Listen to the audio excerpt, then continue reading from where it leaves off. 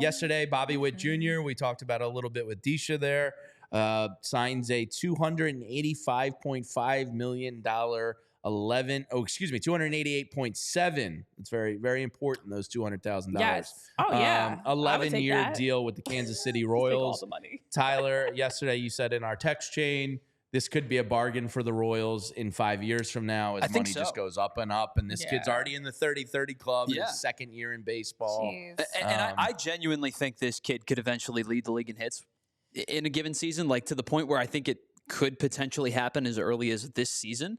His strikeout rates have gone down. His approach has been better at the plate. He's become not just a professional hitter and not just the guy that was always really, really good. He's combined the two together. I think this could be like that ascension to superstardom year for Bobby Witt if it hasn't already happened.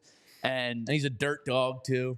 The guy's... He's a ball player. I think the guy's sensational. But I will say this. I remember his dad pitching. Back in the day. Back to the money for a second. Like, the more... Like, even with this being a steal to me, which I think it's going to be, every single player that signs this year, last year, next year, the following year, my goodness, does Bryce Harper's contract look good? Yeah. I know. And that's the thing. I mean, at 23 years old to sign an 11-year deal with a 3-year team option, the largest in Royals history, they're spending money, but it's still, as you mentioned, it's still a steal in that sense for him to be the face of the franchise and the face of for the future.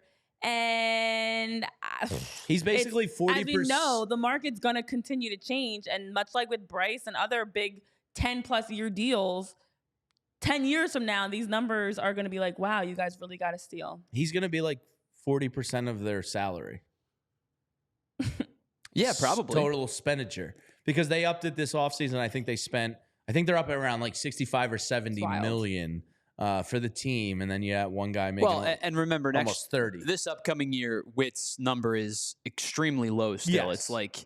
It's like 2 and some change. It's not, I don't even think it's $3 million.